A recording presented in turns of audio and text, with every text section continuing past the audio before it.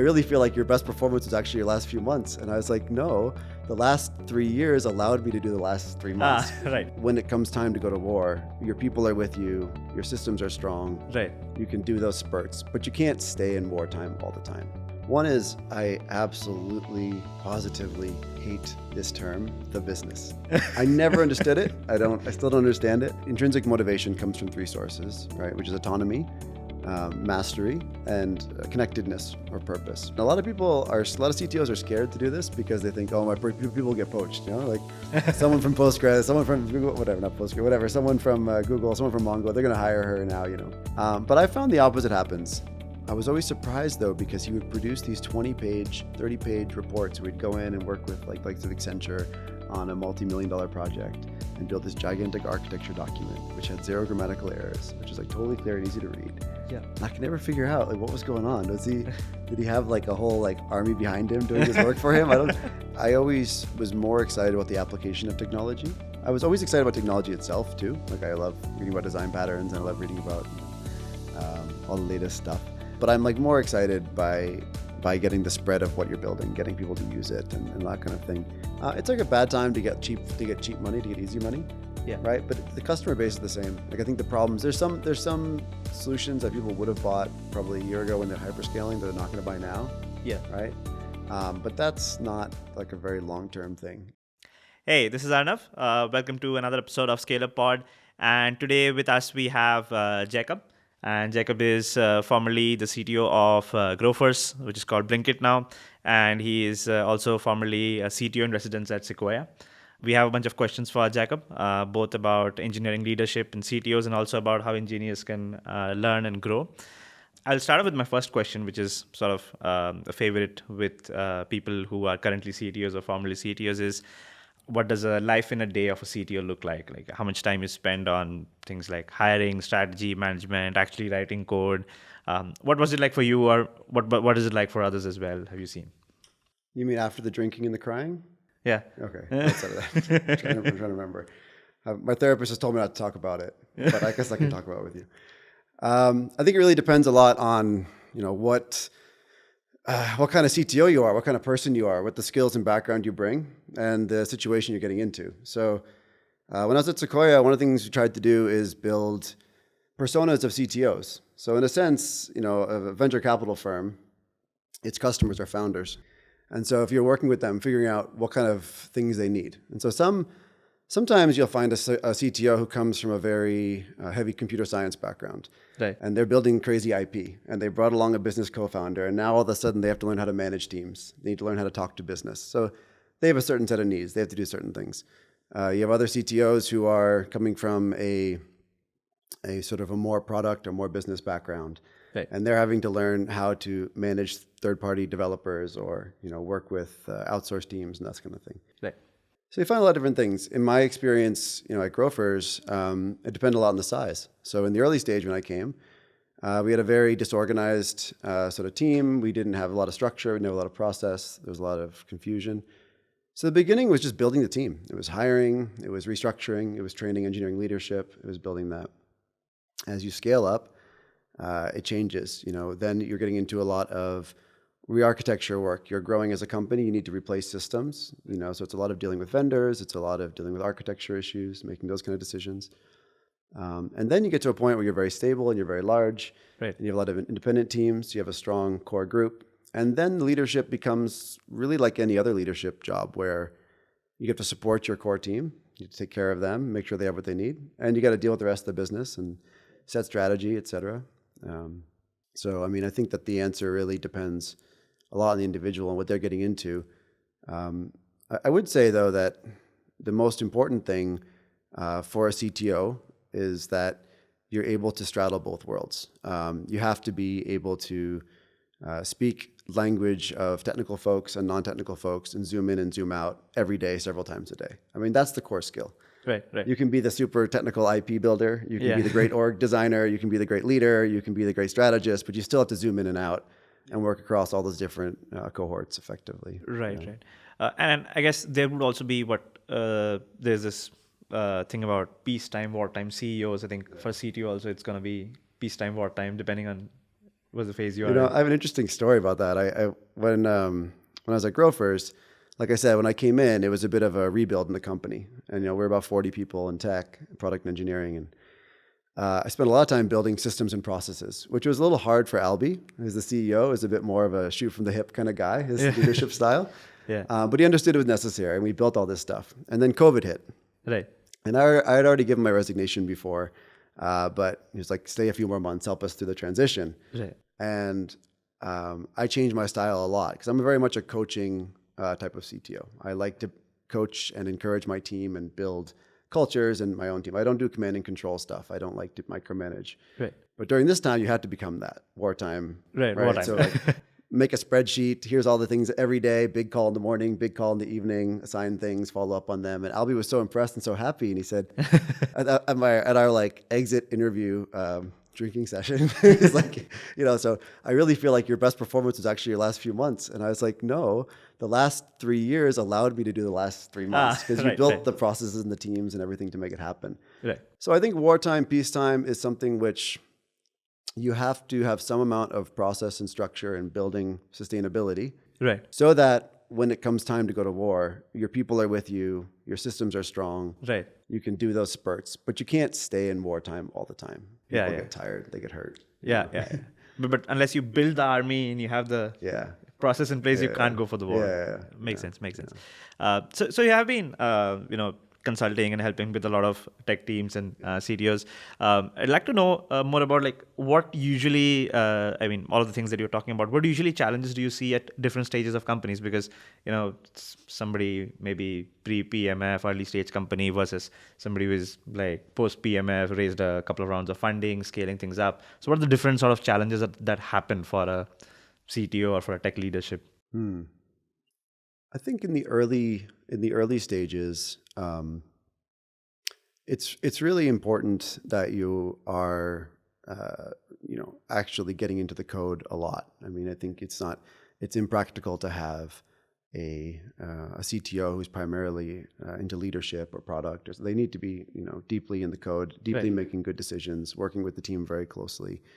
And I say that for a couple of reasons. One is that you need to inspire the confidence of your initial team in that way. They need to trust you. But more importantly, there's a lot of architectural decisions you make early on that come to haunt you later. Yeah. Like you've worked at companies where, I'm sure you have stories like this at Zomato, or the places where there's things in the code that don't make any sense. But you live with it because you live with it. You live with it. It's already there, right? And you know the story, or the CTO from that day knows the story, right? And that's fine. It will happen. But it's important that you have a vision for the company. So you know what kind of decisions are one-way doors and two-way doors in the code. You know which is a one-way decision. And so you kind of have to help make those future architecture decisions with your team very hands-on. Right. I think that's one big difference. The other big difference is that it's very hard to hire early on. It's very hard to hire. So like scaling up early on is just, a lot of it is your personality, your network, the kind of engineers, the kind of people who will be crazy enough to give up way more money and way more safety to come join you. Correct. That's on you. You got to figure it out. You got to find it. True. A later stage CTO doesn't necessarily have that problem. If the company's raised a bunch of money, if they have good PR, you'll get people coming in anyway. Yeah. They have other problems. So I think that's an important early stage one. Is that you're a kind of person who will, bring in other people. Bring other people. Yeah. I think that's something I've seen is I was advising a bunch of startups, some juniors from my college as well. I faced that I would have to actually sort of help them hire in the sense that I have to go and pitch this company to people because the founders, nobody knows them. Yeah. Maybe a couple of years out of college. And many of them were very honest about it as well, that, we want to bring you on as an advisor because primarily we want you to be able to, have the first conversation with a prospective engineering lead coming in. They talk to you and they feel like, okay, this is a company I want to work at. Borrow your reputation. Borrow the reputation kind of a thing. So I think, that seems kind of a challenge there. So on the more later stage, I would say, and I mean, obviously from my past experiences as well as what I've seen, both like sometimes leading the tech, this is something that I keep hearing from other people, or when trying to do the product, is that tech doesn't understand business, sort of a vibe that sometimes often comes up. I mean, and the other way around also I've seen is that the people in tech sometimes tend to say that business is being either unreasonable or they don't really understand how difficult it is to build this thing, and do they think it's a joke? They're asking you to build it, and they say that you build a button in one day. The button has to do things. I talked to my cousin; they built 5 buttons in one day. But that seems to be like, especially if I look at startups just starting to scale up a little bit, you talk to their CEOs, they often say that, hey, this is the problem. Like the biggest problem, tech and business in my company don't talk to each other. I'm sure you've heard this. So what usually is like the root cause of that, and how do companies eventually end up solving for this? That's a good question. It's a very good question. One is I absolutely, positively hate this term, the business. I never understood it. I still don't understand it. I remember at Grofers, we had a quarterly meeting with the SoftBank folks, and the SoftBank partner came, Vikas, I think. And he says to me, he's like, after the meeting, apparently the feedback on me was like, that was great. I've never met a CTO. When I asked him what his goals were, he gave me the same answer as the CEO about the goals of the company. Which I think should be obvious, right? There's no difference. Tech is the business. The business is, if your tech strategy doesn't align with your business strategy in terms of what investments you're making in engineering, don't align with the business strategy, then it's not going to work out, and I think we need to, first of all, just say that this is an artificial distinction which needs to go away, right? And then we need to get to the point of empathy, because when you make the best laid plans, things go wrong, things get delayed, there's conflicting agendas, and you need to resolve them somehow. So there needs to be enough empathy and trust on both sides that happens. Interestingly, and I think this is such an age-old debate. I mean, this is what like the agile software movement set out to address 30 years ago and is still addressing. Back in the day when engineers were just looked at as a resource. Now the CEOs of several major billion-dollar companies are former CTOs. That's changing. They're not all like ex-CFOs and CMOs and stuff like that. So we're seeing more. Some of them have like risen up from a grassroots engineer, like engineer done level. The whole journey. Exactly. Like look at Twitter or whatever. These things happen. So I think it's actually, and it's interesting. I met this woman last month called Irene Hu. You guys should check her out. It's called Skip Level is her company. Okay. And they built a course teaching technology and architecture to non-technical people, to product managers. Okay. And it's selling like hotcakes because there's so much need to be seen as technical by non-technical people who work with engineering teams. Right. And to also just have better conversations, and not be in conflict and take better decisions. So like high level understanding what's an API and what's a web service, what's a database, and not like in-depth coding stuff, but more like high level understanding. Right. So I think there's a lot of potential to fix this. Getting back to your question, like how do you get about doing it? I think that the tweet I had pinned for a long time, I think, was that the number of product managers in an organization is inversely correlated to how clear the product strategy is. Which is sort of, I think if you have a very clear vision, direction from founders, about what's important and what's not, who are engaged and active with their teams, then a lot of this conflict goes away. Right. A lot of this conflict between tech and the business is actually that you have multiple competing business projects and revenue streams that need to be supported by engineering, who is always constrained. You never have too many engineers or too many teams, right?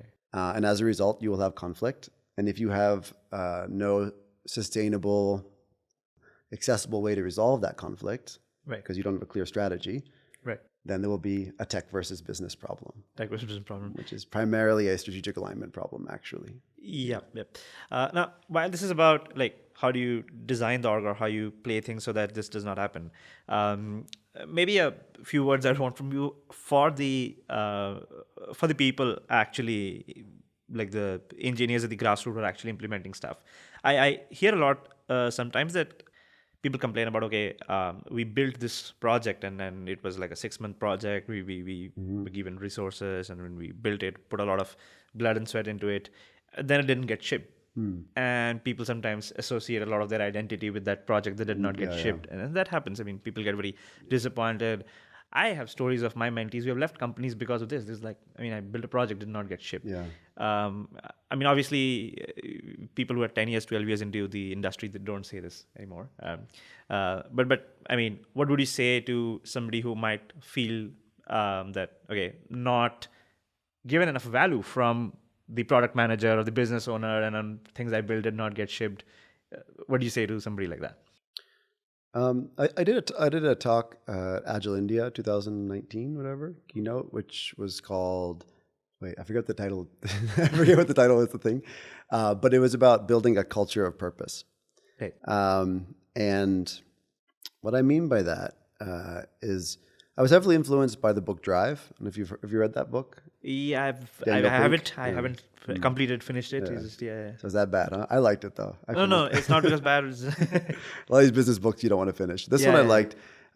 It's sort of the original research is self-determination theory, which came out in the 70s, and Daniel Pink is sort of picking up the science and telling stories around it.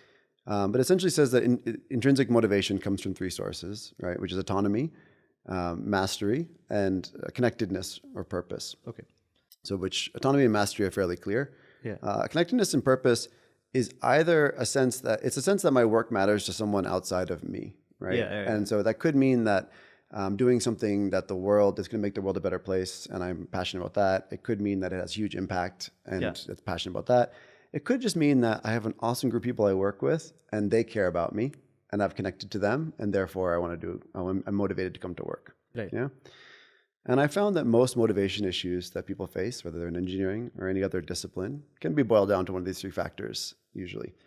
And this one is really the connectedness purpose one, right? Because you might be working on something where you have a high sense of mastery, you're building new skills constantly, you could have a lot of autonomy, but it doesn't ship and you feel bad. And I think that for the teams that I work on, I have one motto, which is a very simple one. Everybody should understand the company strategy and their role in that, and they're part of that. Yeah. And everyone should be able to change the company strategy. They should be able to influence it. Yeah. That doesn't mean that they come to every planning meeting if you're like the lowest, intern. Yeah. But that lowest intern should have a way to push up an idea all the way to the CEO, right? And so those chains of communication and purpose should exist. Yeah. Right. And they're built through leadership. They're built through excellent managers who coach their teams, who tell stories well, who are able to communicate the reasons for your work. Right. If you understand why you're coming to work every day, and if you don't understand it, you want to change it, you should have some way to speak back. And so then when a project doesn't ship, you know why it didn't ship. Because you've been involved in the strategy throughout, you've understood the risks, you've understood the decision. You may not agree with it, but at least you understand it. You don't feel like you were made to work for nothing. And I think that's crucial, that you tell those stories and build that connection to purpose. Yeah. Makes sense. Actually, I have an anecdote about that. Is one time there was an exit interview with an engineer from my team leaving, and I asked him, like, what did you like? What did you not like? Yeah. And he gave me an answer that I always remember, because it was something that I was doing, not knowing I was doing, but it was something good. He felt was that every time I would come up with an idea or suggestion or about the architecture, about the code, every time you would say no, you'd give me a reason for that. And I've worked at places before this where I have been shot down without a reason. Yeah. And that's something I liked. I liked hearing those no's because they had a reason with that. Yeah. And then I figured that, okay, that's a very nice thing. I mean, I just did it because that's how I do it, but I never figured that it's okay. It's an important thing. That's how you want to be treated, right? Yeah. So it's also about, I think, interview feedbacks also. People want that. They don't want to just say that, okay, I don't like you. Just tell me why. Makes sense. From that topic, I want to talk a little bit about these days, even at SCALER as well, as we are expanding, a lot of people are coming in who are actually engineering managers, talking to a lot of those people. We're trying to make some content actually, which is engineering management specific as well. Oh, cool. One question I keep hearing from people who are very, new engineering managers. They've been tech leads and they've been asked, like, would you like to step up to manage a team? Mm-hmm. And as soon as it happens, like, they think that, okay, I know code and everything. I know architecture. I know that stuff. I've been asked by my leader to become a people manager and to become that. And the first thing that they realize is, how do I keep the team engaged? Because that wasn't their problem till now. Okay. Now it suddenly becomes their problem. So if somebody is not getting challenging work, they get a bit frustrated. They might leave for a better company. Those kind of things happen. And I keep hearing that this is a very common strand of discussion that the new engineering managers ask that, okay, how do I keep my team engaged? What kind of work should I do? Should I ask them to learn something? What do I do so that they feel the urge to, just to wake up in the morning and actually come to work? Yeah. They love what they work. What do I do to make it so? So any suggestions? Man, if I had a like a quick soundbite for that, it'd be amazing. A little pill you could take. I think the dearth of engineering leadership, especially at the mid levels, is the biggest problem in every Indian startup. Full stop. Everyone I talk to, that's the biggest problem. Like they can't get anything done because they don't have engineering leadership. It's a huge gap. Exactly. And a lot of that happens because of the brain drain. A lot of it happened because of the explosion in interest and talent that came up, which there's not a lot of gray hairs, out there. Okay, I feel a few things to start with because I've done a lot of this because you have to build your own. You have to build your own engineering leadership here. So I've done it a few times. A couple things that I've learned. One is that you have to know yourself and your own biases. Different people are motivated by different things. I think it's a combination of the three factors I mentioned earlier: autonomy, mastery, and purpose. But for some people, one of those is way more important than the others. Maybe at this point in their career or whatever. Makes sense. And it's really important that you understand that what works for you is not going to work for everyone in your team. Right. And different people are going to need different things. And it's really an individual game. And you're going to have a certain style and a certain playbook that you like to use that works for you. And you have to be aware that it's not going to work for everyone in your team, is first. Second, there's a very famous essay called Servant as a Leader and a book called The Servant Leader, which came after. I think the essay is better than the book, but the essay is shorter also. So I would read that. It's by Harvard business professor Robert Greenwald, I think, or something in the 70s. And he says something in it, which is one of my go-to mantras that if I get confused, that I go back to, which is, and I'm paraphrasing here, and I apologize to the late professor, it's that the only true allegiance that the follower has to the leader is based on and in direct proportion to how much the leader has served the follower. Like people may kiss your ass, they may be nice to you, they may say you're a great boss, all that stuff. But if they really have allegiance, if they're really going to believe you and work with you and follow you, it's based on how much you've served them. Right. And that's it. And so if you want to build a team who will be motivated to follow your instruction and follow your lead about things and take leaps of faith and work on projects they may not want to for a little while, and because ultimately it's great if everything's perfect, but not everything's perfect all the time. Which means that you have to be the person they trust. That I'm gonna put up with this substandard pay for a little while. I'm gonna put up with this substandard project for a little while. I'm putting up with these substandard tools for a little while. I'm putting up with this colleague I don't like for a little while. You have to be the person to get them through that, right? And bridge it for them. And that comes down to how much you served them, what you've done for them. And so doing one-on-ones regularly, getting to know who they are individually, what matters to them, and being in their corner. I mean, it's kind of like, I wish there was a more clever way to put it. It's just, being a good boss is about being a good friend, being a good person, being a good supporter. And that quintessential question that you're supposed to ask them one-on-one, how can I unblock you? And actually doing that as well, I guess. Not just, and following just through. Fucking following through. My best bosses always followed through. If I could say one thing about them, I didn't always like them, but they always followed through. Because you don't want a therapist who just listens to your problems. You want. True. Makes sense. And if you all want to get in touch, I mean, I have a lot of resources on this, books that I like and blog posts and podcasts and things that I send to a lot of people. So, I mean, I'm not going to repeat them all here, but, folks can get in touch after if you want. Of course. Developing a servant leadership mentality. Right. Makes sense. The next question that I have is about engineers, IC engineers themselves. And I might be wrong and I might be biased here, but and I hear this especially from cross-geo teams, from open source projects where I worked with, is that Indian engineers have quite made a very bad name for themselves as people who don't write. And I used to hear this from my mentor in GSOC. He said that, we get a lot of good Indian folks coming in, and helping out with our projects, even mentors. One thing that I noticed is, and he was German and he was very blunt. He's no wrapping things in velvet. And he'd be like, I don't know. I mean, you write one sentence PR messages. Why don't you at least tell me a little bit about it? You don't write a comment. And if you write the comment says exactly what the name of the function does. At least tell me why it does that or something like that. And you ask somebody to write documentation, and the next moment they're gone. They're not contributing to the project anymore. I used to say that, and this is something like long back, but then I keep hearing it more. I worked at Target, which was we had a cross geo team, US and India based. Again, the US counterparts used to say this, and of course, based on a couple of anecdotes, it seems I might be biased, might be wrong, but I mean, what's your opinion on this? I mean, do you think that happens? First of all, I didn't know you were a GSOC kid. I love GSOC. I just hire a GSOC kid. I don't even look. I'll just sign I did it twice as a student, and then I mentored for 3 years. What was your project? FOSS Asia. So running conference and stuff. Conferences. So we made a whole system for running conferences, like a open source SaaS tool, you can say. Oh, okay. Oh, so I remember seeing this. Yeah, so you can make badges for events. You can have this whole nice. the CMS kind of thing for the content of the conference, and you also have a CRM for like people who want to attend your conference and everything. Yeah. Because FOSS Asia runs really big conferences like that Open Tech in Berlin and FOSS Asia in Asia and all of that. So they need a lot of tooling to just make this happen. So worked on that for a while. Yeah. Nice. All right, that's cool.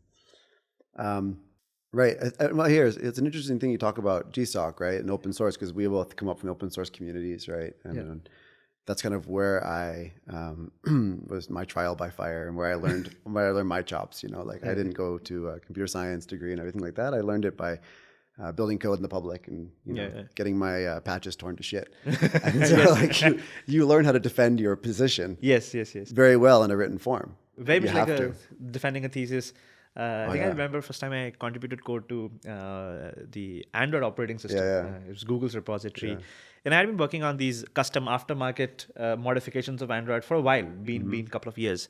And I thought that, hey, I know how to write kernel code and I know how to write OS code, and I'm a great guy. I went in with a PR, and then I think there was like 300 lines of code in the PR, and I got like some 200 comments on it. I was like, oh, okay. And it's like, I think I learned by that one review of that PR, I learned so much about how to write better code, how to consider what are the effects of your code. I was in college, of course, know better, but I think, and then ended up contributing a lot. I remember, I think the first PR took 6 months to get merged.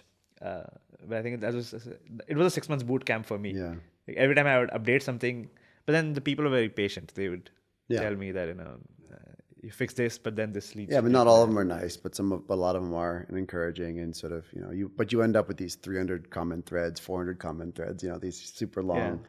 And so that, I think for me, I developed a lot of that capability there to express my thoughts articulately and defend positions and things like that. But also, I mean, there's a big difference in US and India, right? Like, English is the first language for most people in the US.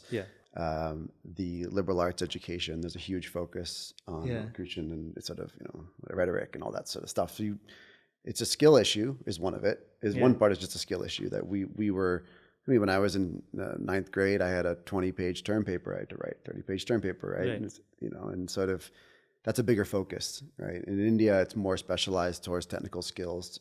There's a lot of rote learning early on, and a lot of focus on math and science, which I'm not saying is better or worse. It has its advantages, obviously. But that doesn't really that skill doesn't necessarily get taught if you're not doing a liberal arts degree. You won't really learn to write. That's just how it is here. And traditionally, there's like the gatekeeping in India is so much stronger than the U.S. In the U.S., you can like get a degree in whatever, and then you teach yourself to code. And like in my career, most people I worked with don't have computer science degrees, or even they don't take degrees at all. And they're like fantastic engineers. So because of that, in India, you have this also selection where like everyone went to engineering school. They never really developed skills in writing. I think skill is a big issue. Probably the biggest one, to be honest.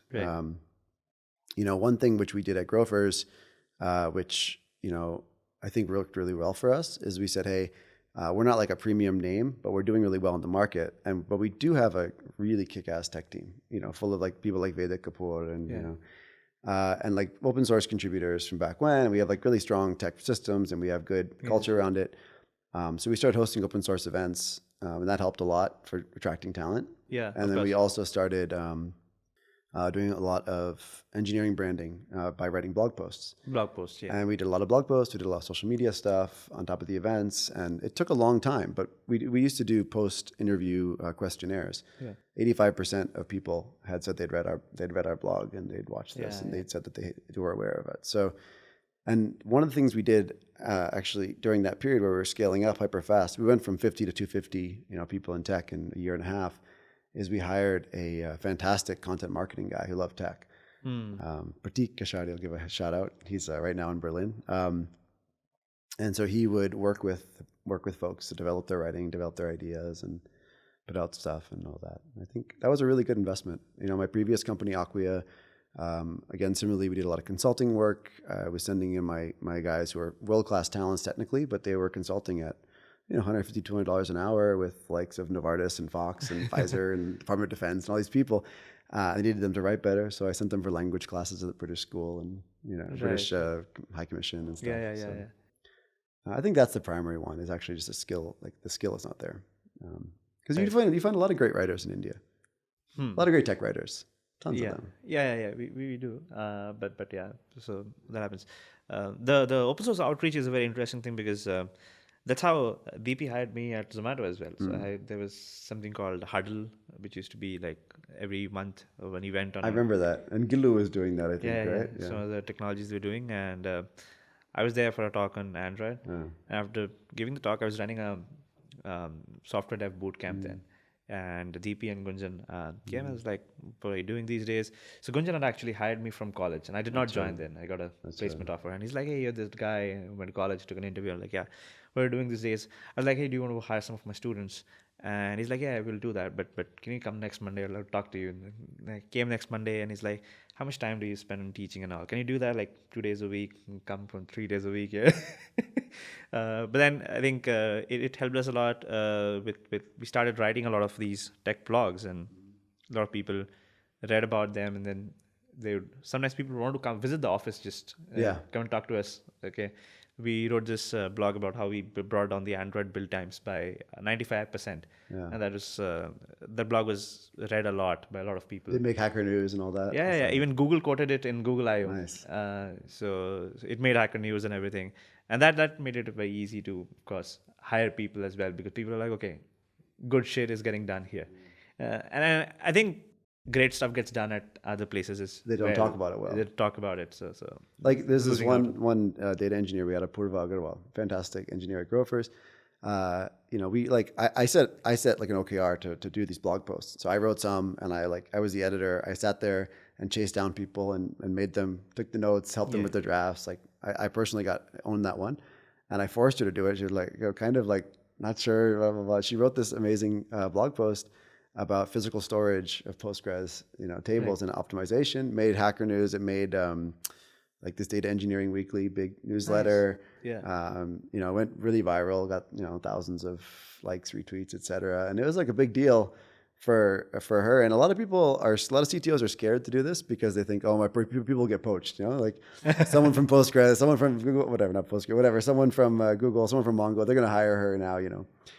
But I found the opposite happens. There's a really, really important benefit of getting your team out in public, writing, speaking, all this stuff, outside of recruiting and brand building.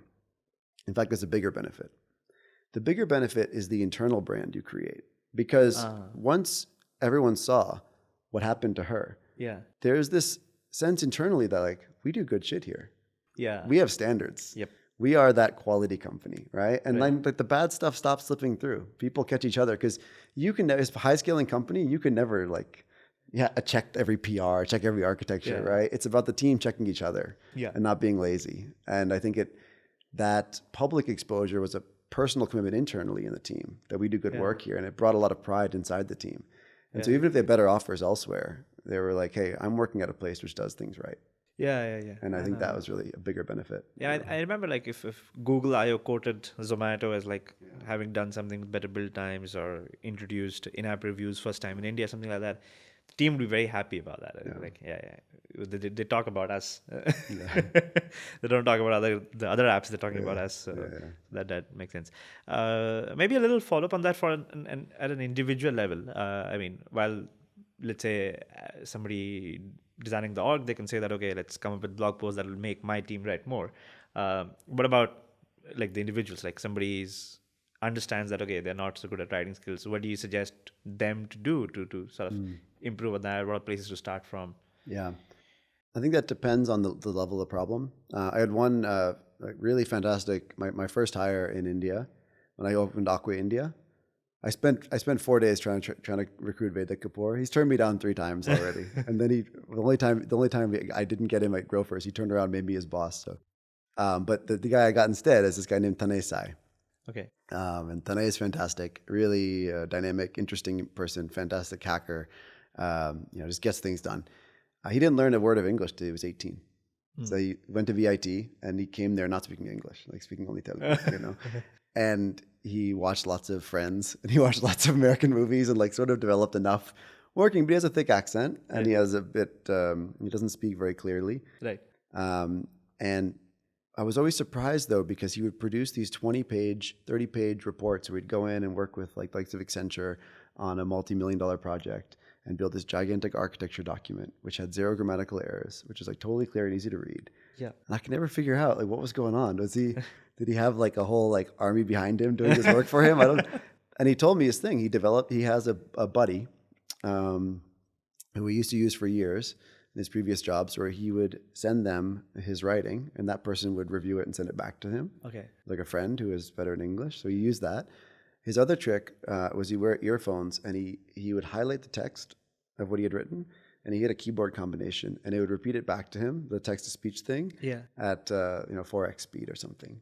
And so we always heard everything before and he ran it through Grammarly. Like he had all these systems he used to like, sort of improve his skill in English, written language. And I really appreciate that dedication. I mean, that's a lot to do, and continually keep working on it. And if he came across a word he didn't know, he would always write it down, this special place, go find the definition, and then he'd review previous definitions later on and sort of build his vocabulary. And here he is in his 30s, late 20s, early 30s, and he's still doing this stuff, Right. So I think part of it is that dedication. In terms of like, if you already feel like you can write or you can speak, and it's not a skill issue, it's a motivation, clarity, et cetera issue. I found a few things. One is to just start small. Oftentimes we are looking for the home run. We're looking for the 6. We're looking for whatever, 3-pointer, whatever other sports metaphor you want. Start small. Just like little things you come across in your day that you think are like you had to do some. If you had to do half an hour of research or an hour of research on something to figure it out, I guarantee you there's 1,000 other people who did that same research last month. Yeah. Right? It's just put it out there. Even if there's other materials, you didn't find them. So like there's something out there that's worth doing. So I think starting small is super important. You never know what's going to take off. A lot of the things that I've done that have taken off were things I didn't think would. A lot of things I think are really clever. No one gives a shit about. Like some very basic idea was like the biggest thing. So. Yeah. I think it helps you get notice as well. I mean, like writing personal blogs about small tech victories you're having at work on your personal projects. Writing blogs about that. And I actually did want to talk about that piece as well about about personal branding. Yeah, it's a thing that people talk about a lot these days. So as an engineer, I mean, how important it is, because out there these days, a lot of people saying that you should have a blog, you should have a bunch of side projects on GitHub, you should probably have a YouTube channel as well, and you should have a podcast of yourself as well. There's a long list people are saying, but nevertheless, I mean, to talk about the core issue in places, how important is personal branding? I mean, all that sounds tedious, and I think I don't think you should build a brand for the sake of building a brand. I mean, it's very obvious when that's happening, and it's not something which I'm excited to hire you if you're too marketing focused around what you're doing. I don't want to see top 10 thread. It's all that stuff, not so much. Yeah. But I feel that there's a desire, skill is easy to find. But as a leader, what you're really looking for in your people is a higher degree of intrinsic motivation and passion, right? You don't want to have to, like, yes, it's your job to help them find purpose, but if they already come with it, that's great. It's a lot easier, right? So you want people who are, even if they're not passionate about what you do, they have a capacity for passion. You want to see that this person has the capacity to have their eyes light up and do shit on their own and are excited and are passionate about things, right? So you can demonstrate that. And it's not so much around building a personal brand so much as it is telling the world about the things that you care about, the things that you are doing. Right. Just makes you attractive. It makes you stand out from the crowd a lot, that you have a point of view on something. It's not about having 1,000 blog posts. Right. It's about having, having a few that really worked, but also just having the confidence to put your stuff out there, to talk to people about it. Right. The hiring GSOC kids is probably a good selection filter for that as well, I guess. Yeah, it is. That's why, I'm not really into accreditation. I don't really care about what college you went to or anything. Yeah. But that's different because it shows that there's an interest, a passion to volunteer, to do something open source and everything. Yeah.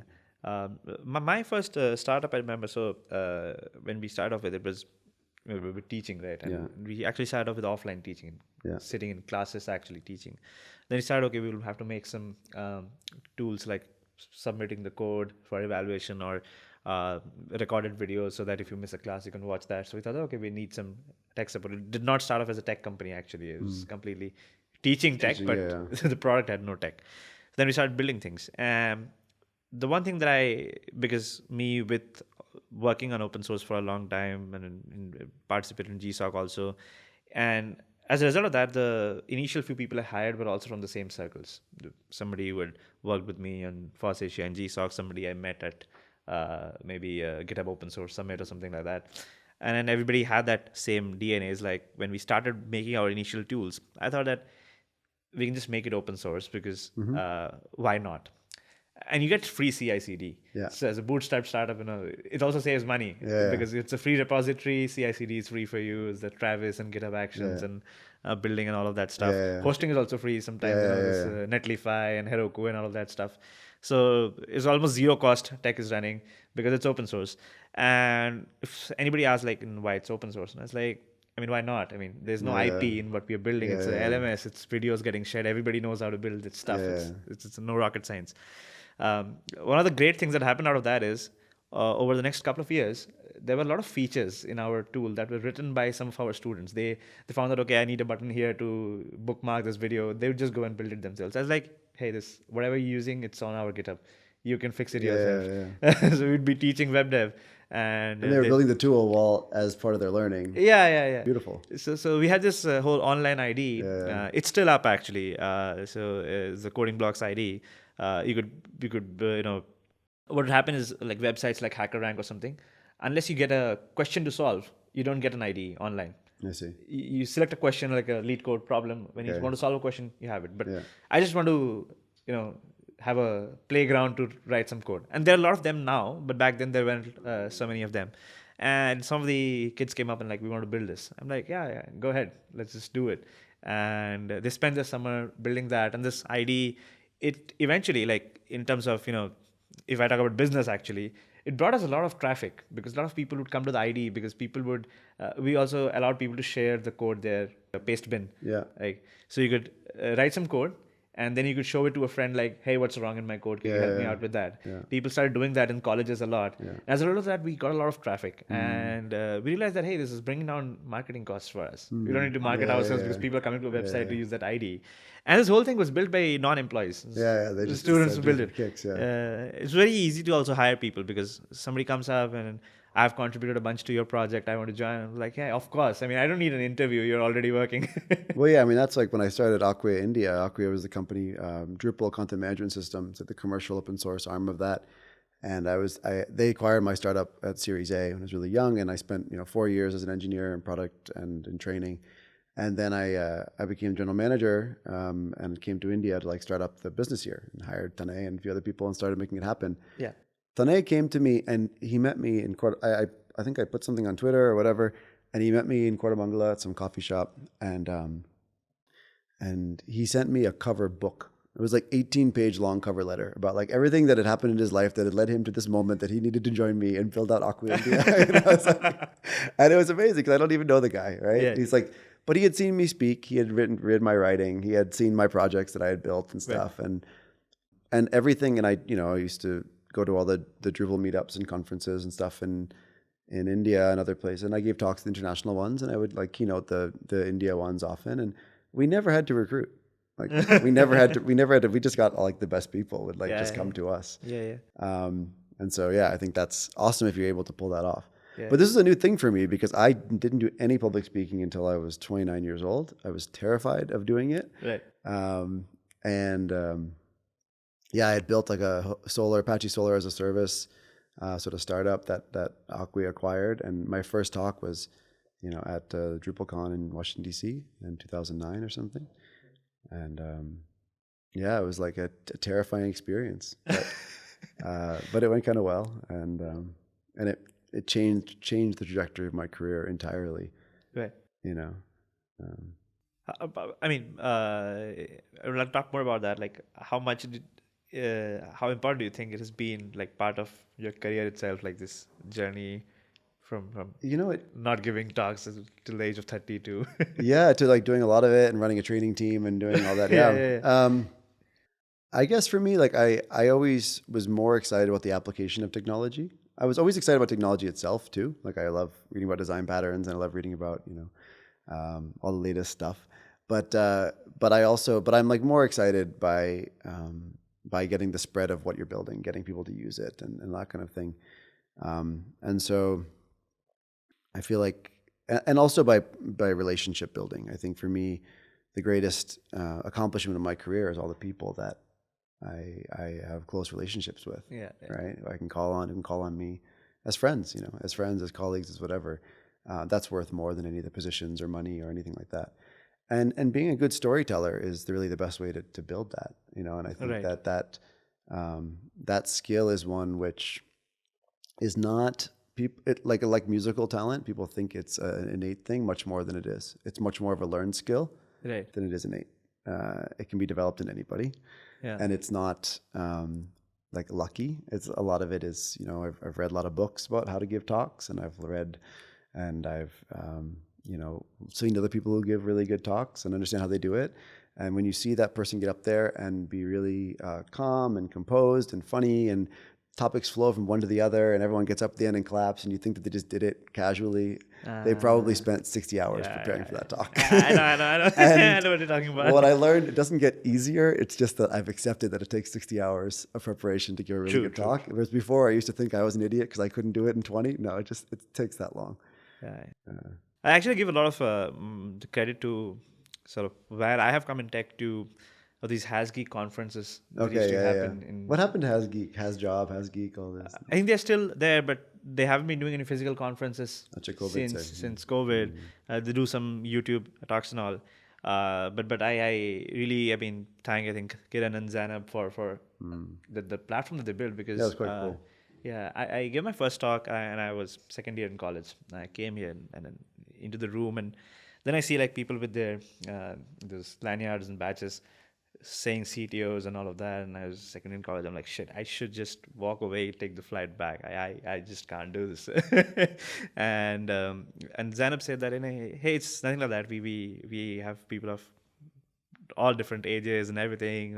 You're talking about something that better than other people here. You should be able to talk about it. And then it became a regular affair. Like I would come for a bunch of conferences, and these all people, Sidhu and Ajay and all, they used to hire from HasGeek conferences a lot. They would find somebody giving a talk, somebody gets out of stage and like, hey, would you want to work at Gojek? But still, I mean, all these years now, still have to give a talk. It's still get nervous before it. Still have to spend a lot of time and all the memes and all in the deck. I have to prepare that before. All these lights and cameras here. I got nervous just 5 minutes ago. That makes sense. I want to talk about something about how important do you think is this of which I would not say a new career field, but it's sort of growing a lot because of SaaS companies is developer advocates Oh yeah, and DevRel stuff. people Yeah. in DevRel. I've spent a bunch of time like in my college as contract and interning as DevRels in places helped me learn a lot of things.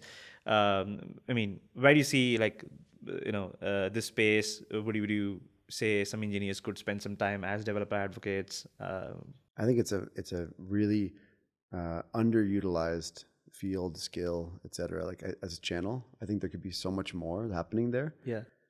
We have a trend where there's so many startups happening in SaaS. There's so many for everything, every vertical, every horizontal, every bundling, every unbundling. Yeah. It's almost impossible to find a new idea now. There's so many things. And I remember as a CTO, I would get approximately 10 to 15 cold emails and probably about 3-4 cold calls every day. Right. And do you know how many of them I picked up? 0. I was like, I don't got time. I don't even care if you send me an email saying like, with the subject is about exactly my biggest problem that I have. I'm still not going to open it because I don't have time to filter through the bullshit, right? I don't want to do it. And we have a trend where there's more and more of that happening, right? There's just more and more companies, more and more marketing engines, more and more retargeting campaigns. As people say the thing, right? People want to buy things, they don't want to be sold things. Yeah, exactly. Yeah. If you have a sign up to contact sales thing and you're like, nope, it's not happening. It's like a demo or get out, you know? Yeah. However, if even the most junior engineer on my team comes to me and be like, what do you think about whatever product? Yeah. I will have a half an hour conversation about that with them. Yeah. I will find out, why is this important? You know, like, should we do this? Right. I will evaluate them. I'll call them up. I'll look through my network and see if I know anyone on the team, and I'll start evaluating that company. So I think most buying decisions have a coach inside the organization. That coach is increasingly more technical, and I think more and more buying decisions are going to come from the side. They're going to come from trials. Like they sort of go in an organization. They grow like a virus. You have a freemium version. You plug it in. One team's using it. Another team starts picking it up. All of a sudden, like it comes to the CTO's desk and they sign the check. So I think DevRel is going to become very central to the sales process of any tech stuff, which is sort of being sold to the CTO. Right. That's like the most important function. There's a good friend of mine named Angie Byron, goes internet as web chick. She's like a really prolific contributor. Right. She's now heading community at Mongo. She did a talk at Sequoia. I organized sessions every month on like engineering, product, and design for CTOs. And so she came and gave a talk on building developer communities. Fantastic one last month. Hopefully Sequoia will publish some parts of that. Right. A few things I'm going to paraphrase Angie. It's why I'm giving her credit, because this is really her model, her idea. You have a few points there which I think are great. One is that engineers smell bullshit a mile away. You cannot market to engineers. Don't even try. You know, you can connect, right? And I think the connection that they're looking for is usually comes in a couple different flavors. One flavor is they want early access. They want to understand things at a level other people don't. They want to see what the new stuff is. They're really excited about that. So if you can find people who are already using your technology in open source or in that area, and sort of offer to give them access to things before they come out, or additional alphas, betas, all that kind of stuff. Access to exclusive sort of conversations and things like that. That can be very appealing. A lot of people will sign up for that. The other one is that, my feeling about community, and this is sort of like the best communities are one where it's like a crazy party and everyone's having a great time and no one knows who the host is. You know, like everyone's drinking. There's all kinds of random people jumping off the roof. You know, there's good food on the table, and like it was like, well, whose house is this? You know, that's a good community, right? If you're the one doing all the talking and you're the one pushing the messages, you're not doing it right. Right. The purpose of a community is people talk to each other. So your job is to build that. It's not about your brilliant blog post, your brilliant talk. Yes, you have to do that also. Right. But it's about their brilliant blog post, their brilliant talk. Good DevRel people are good at making other people famous. Just like I was talking about CTOs and sort of encouraging and building an engineering brand and that pride and that culture. Your job is not to be famous. Your job is to make your team famous. Right. You know, if you want to build a brand for what your company does. And so I think similarly, that's the main goal there. And that comes from, again, serving them. If you want them to follow you, you have to serve them. Those people in your community, how do you make them awesome? Give them superpowers, right? And that should be your day-to-day goal as a DevRel person. Yeah. Right. About that, though, like somebody, if do you want to start off as a in the DevRel field? Yeah. Right. Of course, let's say somebody is an engineer right now, good with code and everything, but they want to actually go out into the space where they want to advocate for technology to other people in the community. Of course, speaking and all well is sort of important. How do you suggest like somebody gets started with the sort of skills that are needed? What are some directions they could look at? I think that's kind of tricky because I think the best security researchers I've ever hired are ones who came through bug bounty programs. Like they hacked us and then we hired them. Right? I think similarly with DevRel, you go in, you start being a giver. You find a product that you think is cool and you start writing about it and you just start doing marketing for them, or you start doing community building for them, or you kind of, starting like reviewing and writing docs and writing like tutorials and how-tos and just being like really active with any given community that you feel like is on the rise. It is cool. Right. I think that's the best way to get in, honestly. Like if they see that you're doing more than their internal teams on that stuff, then they're like, come join us. Like it's kind of a no-brainer. Like Mongo's hired a lot of their people, Angie said that way. They just take some of their more prolific community members. First they put them in a special program, which is like a bug bounty kind of thing, where they give them early access, some swag, maybe some financial rewards or something like that. And then out of those people, some of them rise up to be people who end up joining Mongo, who join the mothership. Makes sense. I think that's how it happens mostly. Yeah. I think long back, DigitalOcean wanted to hire me because the reason is when I was teaching at the boot camp, it's showing how to set up on AWS was a tad bit difficult for people who are in college. They're just starting to code. So deploying on DigitalOcean would be easier. Yeah. Less levers to pull there. Yeah. And I ended up making a lot of YouTube videos and writing a lot of blogs about how you set up things on DigitalOcean. And I did not do that because DigitalOcean is paying me money. I just did that because that's the easiest way to show somebody how to deploy the project. Yeah.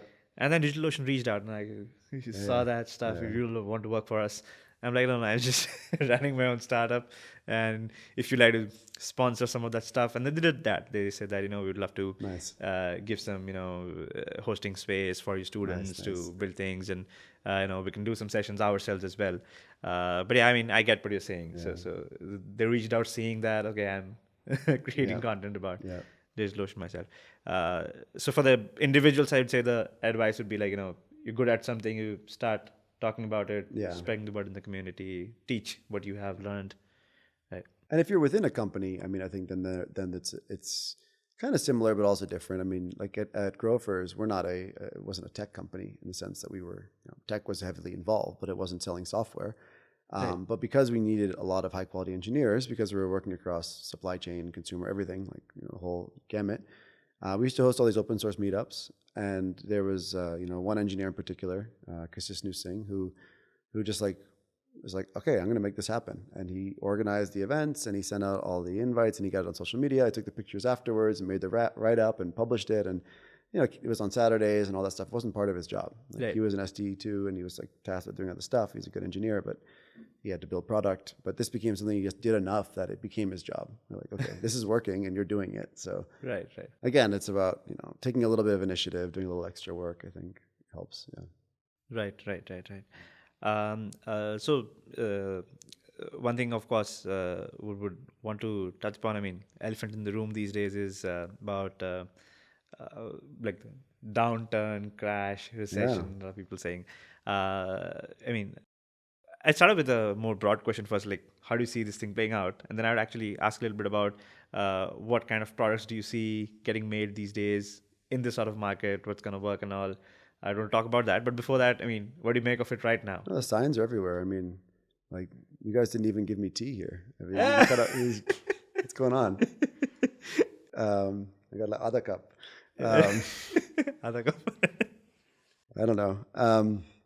That's sort of some of that's above my pay grade. I don't think I quite understand macroeconomic movements. I don't know if they are understandable. A lot of it just seems like a giant social experiment. People just decide that things are going well, then they decide things aren't, and Yeah. everyone freaks out, and then they say things are going well again. Everyone does dumb shit and buys pictures of monkeys.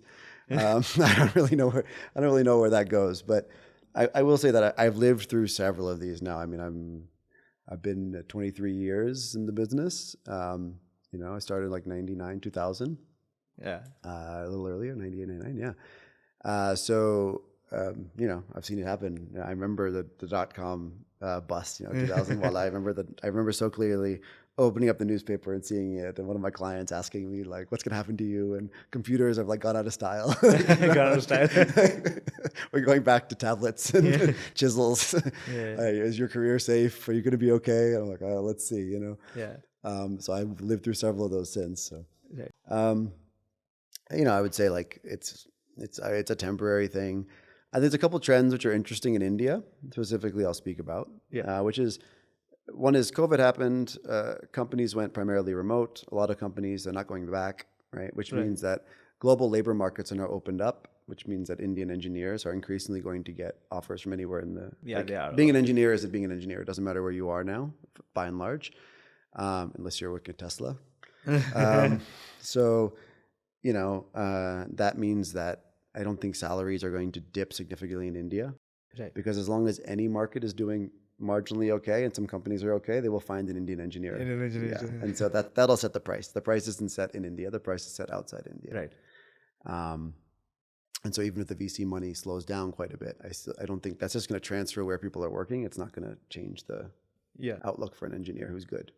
That's part of it.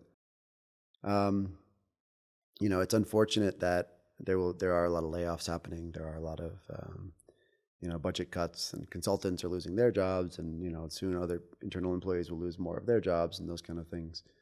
I don't really know what to say about that for a lot of professions. I would say with engineering, it's a good time I think it's a good time to hitch yourself to companies and projects which are sort of already generating revenue, already kind of have some product market fit. May not have like super potential, but those sort of like super potential, high VC investment, loss-making companies are probably not a great place to invest your time and energy right now. There'll be another phase where it might be, but right now it's probably best to find a home which has a business which has customers, and you can sort of wade this out. Maybe it's not going to be like the most incredible equity, but at least you'll have a good experience and you'll have like a stable sort of environment. Right. Yeah. Maybe about that, another question is, I mean, you have probably been listening to a bunch of startup pitches the last few years, right? So what I see, of course, maybe I have been through that phase sometime myself as well, but people who are like hardcore engineers love to build things. Some cool idea clicks in their mind and they're like, oh, I want to build this. And a lot of people like go all in, like, okay, I want to build this as a startup. Right. And it's like, it's a tool. It's a tool like, okay, I'll take data from here, visualize it somewhere here. It's gonna look cool, and I'm gonna build it because it's cool. And a lot of people start off with that motivation, not probably considering how to sell it or who will use it, a lot of that. Any word of advice for people starting to build products today? What type of products they should build? I mean, in the backdrop of the market getting a little slower nowadays. So especially to people who are engineers who want to build things, what should they build? What should they not build also? Maybe. Okay. All right. I think it's generally a bad financial decision to do a startup. If you just look at the numbers, it doesn't really make sense. Your odds of failure are like really high. Very, very high. And your odds of like mediocre success are like, okay. They're like but you can just get a job and have that mediocre success for a lot less stress. That being said, if you are crazy enough to do it, please get in touch. I might be angel investing. It's a good idea. So now that I'm out of Sequoia, I'm allowed to do that again. No, but I think there's I understand the bug. I understand the inclination. I've done it a couple times. Once total failure, once minor success, and I've been part of startups, quite a bit. I guess it's evergreen to want to build things that make sense for people. It's evergreen to try to want to do that and build your own destiny and sort of have that sense of autonomy. Like I said, autonomy, mastery, and purpose, right? So with a startup, you really get all three at a very high level, and that can be, that can be intoxicating and fun. And if that's what you're about, then if you feel really called, then I think you should absolutely do it. What kind of things are worth building and not worth building? At a more specific level, I'm trying to think. I feel like there's a lot of focus right now on developer productivity because engineers, there is a gap all the time in engineers, right? Not having enough engineers, not having good enough engineers, et cetera. I would say good enough engineers is a bigger problem. So ways to reduce cycle times, get people to perform in less chaotic ways, improve the software development lifecycle. There's a lot of companies coming out doing engineering analytics work, like Jellyfish, Linear B, Waydev, those types. There's Hadaka as a new one coming out in India, which is pretty cool. There's a lot of that happening. Other areas I see as obviously people are trying to solve that via the no-code route, and a lot of controller as a service, UI as a service, different parts of the stack that kind of run in a no-code, whatever environment. I think that has some legs, and I think there's still potential there. I think a lot of the companies are doing well there, though, are not building horizontal solutions, they're building verticalized solutions. Focused on a particular domain? Yeah, there's one company that I was coaching at Sequoia, who I really like. They're called Checkbox.ai. They're based in Australia, and they do process workflows for legal and HR teams. And so you can design a process. You have to fill this form out and check this thing, and if this field says that, then send it off to the other form and basic stuff like that. But for that particular industry, so it's very specific. Yeah. And I think they're doing really well because I think engineers see that every problem is the same. Like you said, you take data from here, you put it over here, you make a visualization. But that's not how a business user sees it. They see their problem as a unique snowflake, and if they could think abstractly and build the whole thing and retool, they would have done it already, but they don't. That's not how they work. Engineers work like that. And an engineer is going to not really use those tools too much because they're going to be harder to maintain things and they're too general. So you end up baking in a lot of customizations, et cetera. So I feel like verticalized solutions are going to become increasingly popular. Another company I think is high potential. It's called June.so. You heard them? No. They're based in, they're kind of remote. They're doing quite well. They do product analytics, but specifically for B2B SaaS companies. So it's unlike an Amplitude or something where you pay this huge license fee and it's this crazy, powerful engine where you can ask any question and build any dashboard. This one's like, all right, you're this kind of company. You have these 10 metrics you're tracking. I know what they are. Just tell me how you're tracking them. Connect to segment. And they have pre-built dashboards for everything you're going to care about. $150 a month, $120 a month or something like. Makes sense. And I think we'll see a lot more of that. Just generally verticalized solutions that are applicable to a certain domain, taking something that is complex and super flexible, making it accessible to smaller companies to buy off the shelf, specific to a domain. I think that's a good area to be in right now. Yeah, that's something I've seen. One of the type of tools that I have been having to use a bit is we have a community of a lot of engineers here at SCALER, and sort of tools to sort of host events, run a community, all of these things. I mean, back in the day, there used to be we have this tool with which you can do everything about a community. You can do forums, you can do chat, you can do events. More than that, I've seen more focused solutions that, event management done well, that kind of thing. They understand events well. So every little feature about events is there in that product, and it's sort of useful to use. When I see that as it's solving a business need for me, I prefer the solution which has all of those things done properly rather than yet another tool which has events on the side. And then, I will go for something that does events properly and then well. Makes sense. Just to add on to that quickly. Anything which is effectively using machine learning is, of course, that's the hottest thing, will be the hottest thing, in my opinion, for the next couple decades. Because I think that's where most of the gains are going to come. Everything else is kind of just repackaging old solutions. But the biggest gains in terms of actual change in behavior insight are going to come through machine learning, and AI and stuff. So I think startups are legitimately doing something. And I think within that, though, again, it has to be very domain focused. I think Yes. generalized AI solutions are not there. They don't work. Even at large companies, they don't have good generalized AI solutions. Like, I Yeah, still yeah. can't talk to my phone effectively, and I probably never will be able to. Yeah. But like That very makes sense. specific ones make a lot of sense. Something like I think what's been very popular these days is that DAL-E, that it creates it's a modification of GPT to create images. Gotcha.